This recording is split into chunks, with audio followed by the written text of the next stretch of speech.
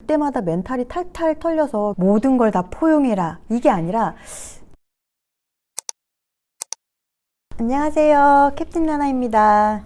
원래 제가 2주에 한 번씩은 영상을 올리는데 이번에 사무실을 얻게 되면서 준비하느라 이번 영상은 조금 늦었어요. 정리가 다 되면 사무실도 영상으로 찍어서 한번 보여드릴게요. 온라인 사업을 하다 보면 처음에는 소싱이나 제품 등록법 이런 기술적인 거에 집중하게 되는데, 하다 보면 생각지도 못한 문제들을 많이 만나게 돼요. 저번에도 말했지만 특히 이게 멘탈적인 부분이 흔들리는 상황이 많이 발생하는데, 예를 들어서 내가 위탁 제품을 판매하는데 업체에서 배송이 늦는데 고객은 나에게 화를 내고 이런다거나, 나는 물건을 빨리 보냈는데 택배 회사에서 문제가 발생했다거나, 기껏 다 잘 팔았는데 고객이 제품이 마음에 안 든다면서 컴플레인을 할 수도 있죠. 내가 한 실수가 아니어도 화살이 나에게로 돌아오는 경우가 많이 생기는데, 이런 걸 미리 대비하지 않으면 그때마다 멘탈이 탈탈 털려서 결국에 포기하는 분들도 많이 계세요. 오늘은 그 중에서 다양한 부류의 고객들을 만났을 때 멘탈 케어를 어떤 식으로 하면 좋을지에 대해서 한번 이야기를 해볼게요. 이건 꼭 온라인 사업뿐만이 아니라 일상생활이나 사회생활에서도 적용해 볼 수 있는 거니까 끝까지 잘 봐주세요. 내가 판매를 시작하면 일반적으로 판매자의 관점에서만 생각을 하게 돼요. 이게 당연한 게, 물건값, 배송비, 수수료 등등 모두 내 주머니에서 나가니까 감안해야 할 것들이 너무 많잖아요. 근데 잘 생각해보면 우리는 모두 판매자이자 구매자예요.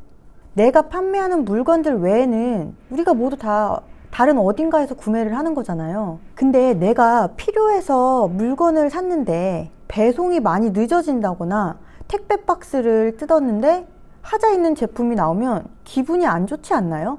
판매자가 늦게 보낸 건지, 제조회사에서 늦게 보낸 건지, 택배회사에서 실수한 건지, 구매를 한 사람은 그게 중요하지 않아요. 그냥 내가 늦게 받았고 내가 하자 있는 제품을 받았으니까 짜증이 나는 거예요. 물론 판매자의 입장에서 배려를 해주는 사람도 분명히 있지만 아주 극소수예요. 되려 나도 똑같이 물건을 파는 사람이다, 나는 내 고객한테 이렇게 하니까 나도 이런 대접을 받아야지 하고 더한 사람들도 많아요.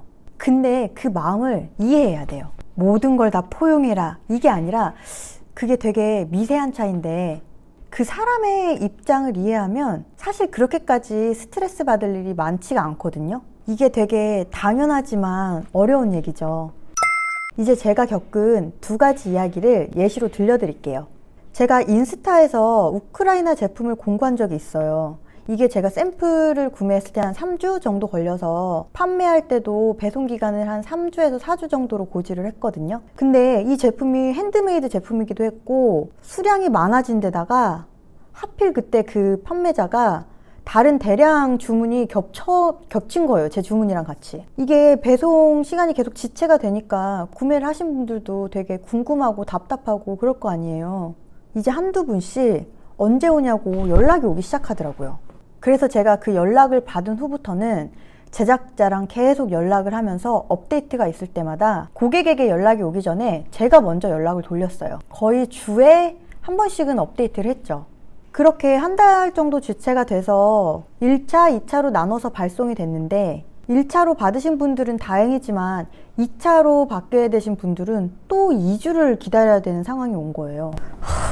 그래서 그분들한테는 3,000원씩 환불을 해드리고, 계속 늦어져서 너무 죄송하고 제가 더 이상 해드릴 수 있는 게 없으니까 제품을 받으신 후에 마음에 안 들면 묻지도 따지지도 않고 환불을 해드리겠다, 반품비도 안 받겠다, 이렇게 말씀을 드렸는데 2주쯤 후에 모두 받으셨고, 그때 한 50명 정도가 구매를 하셨거든요. 근데 정말 아무도 환불 안 하셨어요. 그때 당시에 저는 3,000원씩 환불 해줌으로써 저의 마진이 줄었고, 만약 반품을 받게 되면 마이너스가 날 수도 있었지만 제가 물건을 이번만 판매할 게 아니니까 저는 저에 대한 크레딧이 더 중요했어요. 사람 심리가 늦는 것도 짜증나는데 내가 자꾸 먼저 물어봐야 되면 더 짜증나고, 거기에 미안한 기색까지 없으면 진짜 더욱 짜증나는 거거든요. 그래서 저는 묻기 전에 답을 주고 화내기 전에 사과를 한 거죠. 그러니 아마 고객분들도 더 이상 컴플레인할 건덕지가 없으셨을 거예요. 그렇게 고객들이 기다릴 수 있도록 처리를 해놨으니까 제작자랑도 딱히 큰 소리 내지 않고 거래를 잘 마무리할 수 있었고요.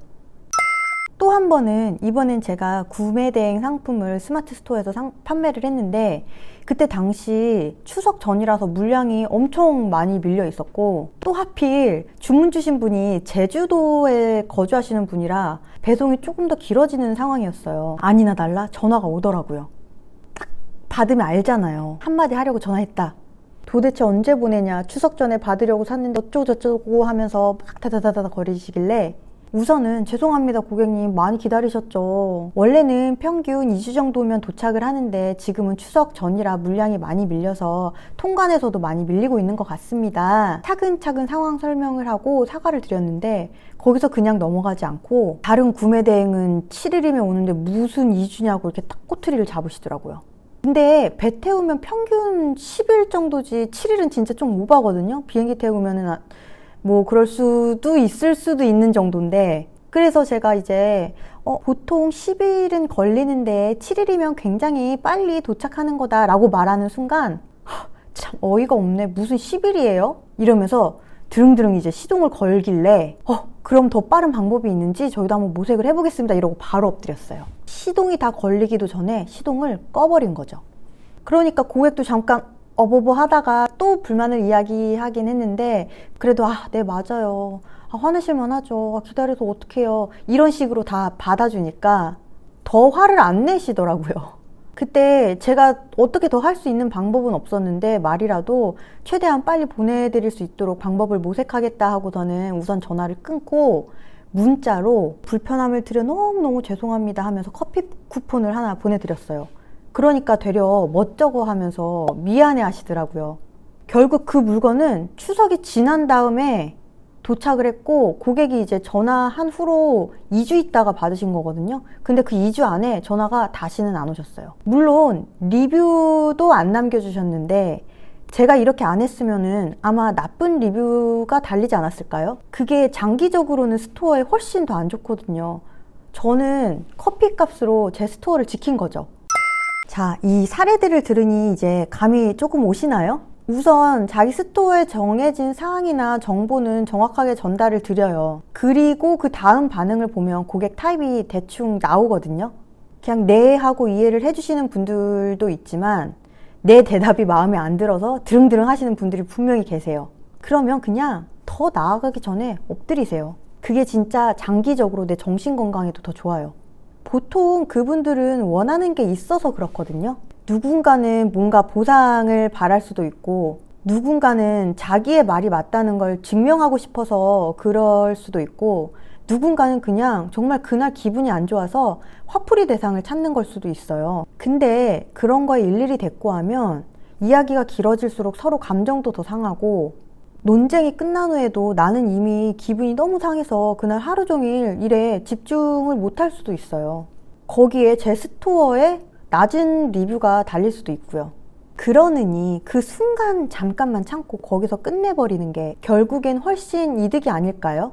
여기서 이제 참는다고 생각하면은 내가 언제까지 참기만 해야 돼 하고 또 스트레스가 될 수도 있으니까 참는다는 생각하지 말고 이해한다라고 생각을 하면 마음이 조금 더 편합니다. 다시 얘기를 하지만 우리도 물건을 샀을 때 원래는 빨리 받아야 되는 게 정상인데 물건을 늦게 받거나 하자 있는 제품을 받으면 짜증 나잖아요. 그러니까 그게 내 잘못이 아니어도 내 스토어에서 산 고객이니까 우선 사과하고 다독여 주는 게 맞다고 생각을 해요. 그러면 대부분의 사람은 정말로 더 뭐라고 안 해요. 그리고 법 얘기는 절대 먼저 꺼내지 마세요. 대화하다가 갑자기 무슨 몇 조 몇 항에 의하면 뭐 어쩌저쩌고 하면서 환불을 해드릴 의무가 없다 이런 식으로 말을 하면은 사람이 별 생각이 없다가도 기분이 그냥 확 나빠지거든요. 그리고 마지막으로 종종 판매 처음 시작하시는 분들 보면 이런 경우에 환불을 해줘야 하나요? 교환해달라는데 어떻게 하죠? 이런 질문을 굉장히 많이 볼 수 있는데 제발 1,000원, 2,000원 배송비, 반품비 얼마 때문에 싸우지 마세요. 교환이나 반품으로 인해서 마진이 없어질 수도 심지어 마이너스가 날 수도 있는데 물건 그거 하나만 팔 거 아니잖아요. 우리 장사 오늘만 할 거 아니잖아요. 설사 첫 주문인데 그렇게 마이너스가 발생하는 상황이 오더라도 다음에 2개 더 팔아서 메꾸면 된다는 생각으로 웬만하면 그냥 다 해주세요. 그렇게 계속 해주다 보면 블랙 컨슈머가 나타날 수도 있는데 그럼 그냥 불량 고객으로 등록하고 차단 박아버리면 그만이에요. 거기에 그렇게 신경 쓰고 스트레스를 받을 필요가 없어요. 판매를 계속 하다 보면 건당 마진은 의미가 없다고 생각을 하거든요. 결국엔 전체적인 수입과 지출로 계산을 해야 되기 때문에 그렇게 하나하나 집착을 하고 신경을 쓰면 오래 운영을 하기가 힘들 거예요. 물건 하나를 판매하는 게 끝이 아니라 내 스토어나 브랜드에 대한 신용도 쌓아야 하고 평판도 관리해야 하고 그렇게 해야지 오래 잘 갈 수 있습니다. 지금은 제품의 퀄리티 플러스 고객 경험이 매우 중요한 시대예요. 그래서 저는 앞으로 직원을 고용하더라도 CS는 힘 닿는 데까지는 제가 직접 할 생각이에요. 내가 파는 제품이니까 내 잘못이 아니어도 참고 넘길 수 있는데 CS 하는 직원은 자기 제품도 아니고 자기 잘못도 아니기 때문에 심한 컴플레인을 받으면 더욱 참기 힘들 거거든요. 그리고 내 스토어에서 물건을 산 고객도 제품도 뭐 괜찮았는데 문의를 했을 때 답변까지 마음에 들면 다음에 또 방문할 확률이 그만큼 늘어나지 않을까요? 저 같아도 가격이 조금 더 비싸도 친절하고 편한 스토어에서 계속 구매를 하게 되더라고요. 다행히 저는 지금까지 저를 그렇게까지 힘들게 한 고객은 없었어요. 물론 컴플레인이 아예 없었다는 건 아니지만 제가 그냥 쉽게 휙 넘겨버릴 수도 있어서 그럴 수도 있었던 것 같아요. 다시 한번 이야기하지만 이 일을 오래 할 생각이라면 방법도 중요하지만 체력 관리, 멘탈 관리 이런 것도 분명히 신경을 쓰셔야 해요. 그래서 자꾸 마인드 컨트롤 하거나 이런 사례들에 대해서 이런 상황이 오면 나는 이런 식으로 대처해야겠다 이런 식으로 미리 시뮬레이션을 좀 돌려보면 막상 진짜 그런 상황이 닥쳐도 잘 이겨낼 수 있을 거예요. 오늘은 끝내기 전에 제가 책 하나를 추천해 드리려고 해요. 이거 진짜 경쟁자들이 읽을까봐 두렵다 라고 말한 게 공감이 될 정도로 저는 되게 좋았던 책인데 바로 이렇게 내 운명은 고객이 결정한다 라는 책인데 이 영상을 보고 이 책을 끝까지 다 읽으실 분들이 얼마나 될지 모르겠지만 다 읽으면 저한테 고맙다고 할 거예요. 진짜 완전 강추.